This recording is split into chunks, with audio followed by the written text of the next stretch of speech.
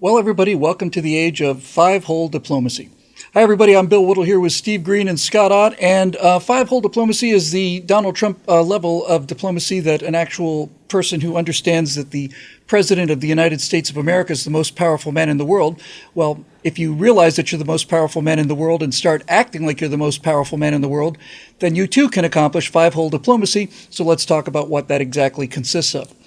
As you know, during Donald Trump's astonishing first 100 hours in office and his first week in office, he began rounding up large numbers of illegal criminals who had committed crimes in America, and a number of those were from the Nation of Colombia. So once we had arrested them here in the United States, it was time to fly them back home to Colombia so that they could go and prey on their citizens instead of ours. Well, Colombia has a socialist president, and Colombia refused to accept the criminals that they had shipped to the United States for whatever reasons they wanted to. They refused to take them back. Well, Donald Trump heard the news that Colombia was not accepting these deported illegal aliens and criminals while he was on the third hole of a round of golf. At the third hole, he issued a statement on his Truth Social, basically saying that as of now, there's going to be a 25% tariff on all incoming Colombian goods, restrictions on Colombian travel visas by diplomatic members of the Colombian delegations. I believe he said there will no longer be tourist visas issued to the state of Colombia. And by the time Donald Trump got to the eighth hole, which is 5 holes later, Colombia had completely caved on accepting the illegal immigrants. And not only did they agree to accept them, but the president of Colombia said that he would send his own private presidential jet to pick them up and fly them back at Colombia's expense.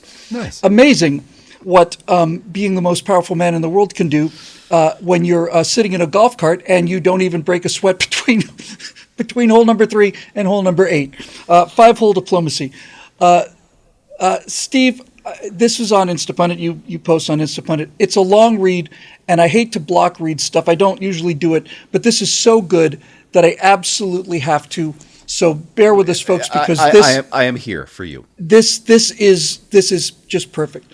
This is from Cynical Publius, who says, here's the traditional approach to a problem where Colombia will not accept criminal refugees back. 1, Colombia announces it will not take our repatriation flights. 2, on Monday, the State Department convenes an interagency task force with DOD, NSC, DEA, INS, ICE, Commerce, Treasury, and Homeland Security. 3, the task force meets for 4 days and develops a position paper. 4, the position paper is rejected by the Secretary of State, who is unhappy that sufficient equity conditions are built into the process.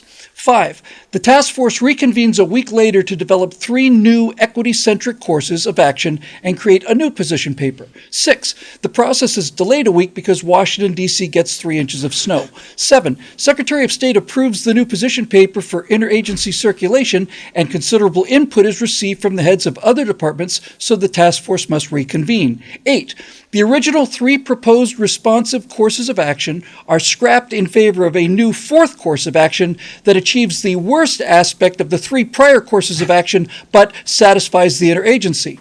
9, someone in state who disagrees leaks to the Washington Post, who writes a story about how ineffective the presidential administration is. 10, the White House Chief of Staff sets up a session 3 days later to brief the president, who approves the new 4th course of action. 11, over a month after the issue is first raised, the State Department Public Affairs Officer holds a press conference announcing that Colombia has agreed to try to send fewer criminals into the U.S., and everybody declares victory. And Cynical Publius was right. Yeah. Yes. Here's the Trump approach. 1, Colombia announces it will not take our repatriation flights. 2, after a par 5 third hole where he goes 1 under par, Trump uses his iPhone to post on social media as to how the U.S. will destroy Colombia's economy if they do not do what the USA demands. 3, by the time the Trump gets to the par 4th 6 hole, Colombia's president has agreed to repatriate the illegal Colombians in his own plane, which he will pay for. 4, Trump finishes 3 under par and goes to the clubhouse for a Diet Coke, where he posts a gangsta AI image of himself and the new FAFO doctrine. And 5, that is called winning. See the difference? It's called leadership.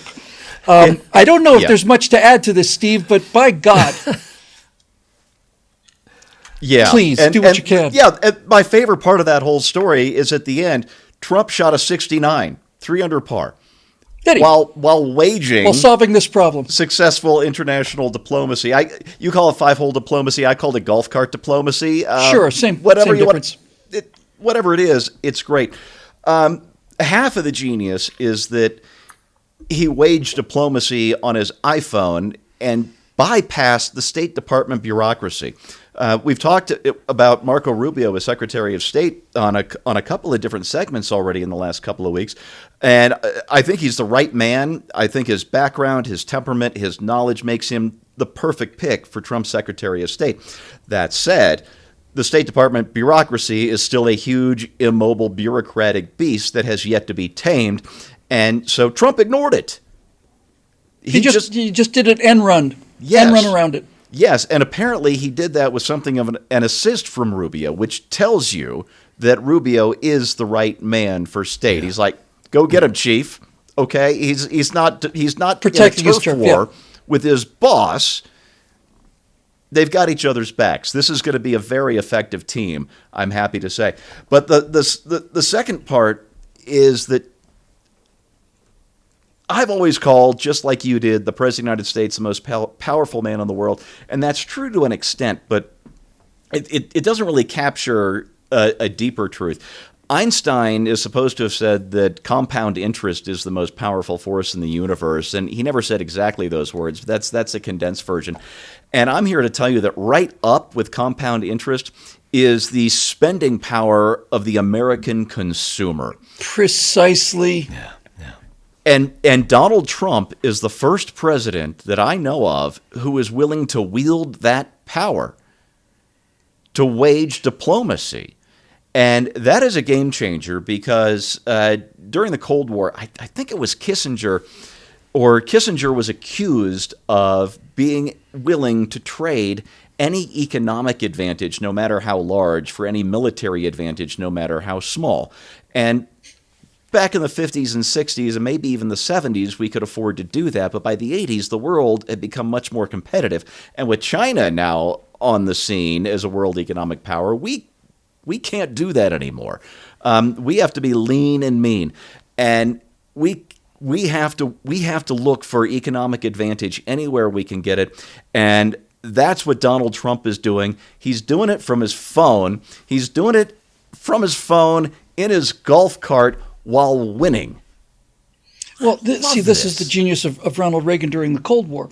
He realized that we were grossly, once you escalate to nuclear war, that's the end of the game. Yep. But he realized that the Soviets had such an enormous battlefield conventional weapons advantage over us, but we had such an infinitely more powerful economy than them. So the whole idea of SDI, Strategic Defense Initiative, or Star Wars, was to bankrupt the Soviet Union. Stop playing on their battlefield and play on our battlefield. They've got plenty of tanks, but we got plenty of money. Make something that's so expensive that they cannot afford to keep up with us. And boom, that was it. Yeah. That put them out of business. Not only that, but we used our technological edge to make up for numbers with actual lethality. And there was a great line that the Army, I know the Army talked about, maybe the Navy too, talked about when dealing with the battlefield in between the Germanys, and they called it a target-rich environment. Yeah, there you go. Yeah, you're not outnumbered. You're target-rich. Yeah. Scott, the thing I think is actually most remarkable about this in terms of just... let me just coin a term here. I'm just going to call it the radiance of power, because many people think that Donald Trump got on the phone in the golf cart and called the president of Colombia, but he didn't. He simply announced on social media, this is what the United States is going to do. It wasn't a discussion. It wasn't a negotiation. The guy said he's not going to accept these criminals back where they came from. Fair enough. Here's what we are going to do. In fact, he didn't even say, here's what we're going to do. He said, as of now, immediately, boom, 25% tariff, which would go to 50% in a week, which is another form of incentive. This is just a masterclass in what can be done when you're willing to wield the power that the American people have given you. It kind of reminds me of what he allegedly did with North Korea, which is show them a glorious new future that they could have. Genius. And it's funny because I'm not sure most world leaders understand this, but we have lots of Americans who are bored of all the vacation places they've been to and would love to find a new place to go, like Colombia. And if you had some basic rule of law there and maybe start teaching English as a second language in your schools, you would find not only would your country be flooded with American tourists, but Americans would want to start businesses there. And you would find, great blessings would just be showered from this thing. And I think President Trump understands that. He understands the benefit he brings. It's like, if you're trying to build a building in a town and you're having a hard time with the zoning authorities, you can say to the zoning authorities, listen, I know you don't want a 32-story building here. How about if I just leave the dilapidated slum buildings there where they are forever unimproved? You just kind of like, I could do that. But wouldn't you rather have a 32-story building? And so I think he understands the trade-offs. So he also understands the power of the presidency. And he doesn't really have to threaten stuff so much as just say, look, here's what we can do. Do you want us to do that? Or do you just want to take your criminals back? Now, I do think that he stopped short of where he should have gone, which is reimbursement for the cost of the 2 military airplanes that we flew to Colombia and had to turn around and fly back because they wouldn't grant us landing privileges. I have to correct something that I said on a previous show.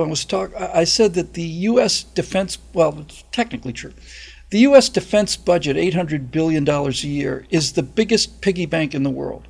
Every major corporation out there wants a part of the U.S. defense budget. Not only American companies, but Airbus wants to sell us transports, and everybody wants a piece of that pie. But Steve's actually got it more on the head. The biggest piggy bank in the world is the money in the pocket of the American citizen. The U.S. consumer spending is the absolute, by far, the single greatest economic force in the world, and every single country in the world wants to sell to Americans, which is why Donald Trump's tariff, some people would call it an obsession, is so brilliant. Many people think that the tariffs are there to raise revenue, and Donald Trump has sold it as the External Revenue Service, but it's not. The tariff is simply a way of turning off the spigot that flows from Americans' pockets out into the world, and has the ability to bankrupt governments by simply stopping exporting American goods or purchasing rather goods from a country like Colombia.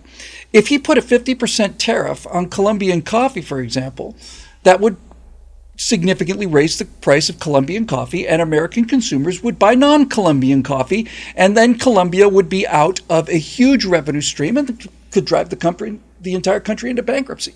So what Donald Trump realizes is he is a businessman. He understands how the money flows. And what we're finding very rapidly now is that the power, the real genuine power of America is not its military force, it's its economic force. And that what we saw with Colombia was not a case of you take these people back or the bombs start falling in 15 minutes. It was simply you take these people back or we're going to make your products so expensive that we won't buy them anymore. And doorways just plain open like magic.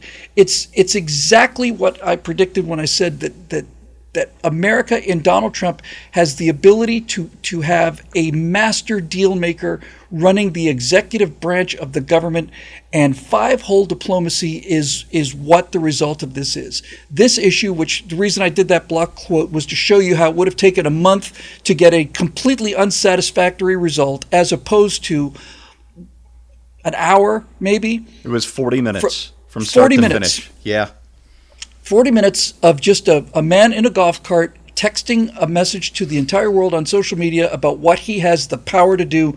And man, I just don't know. He said you're going to get tired of winning. We're in his second week of winning, and I'm already getting a little bit breathless. For Steve Green and Scott Ott, I'm Bill Whittle. Thanks for joining us. We'll see you next time right here on Right Angle.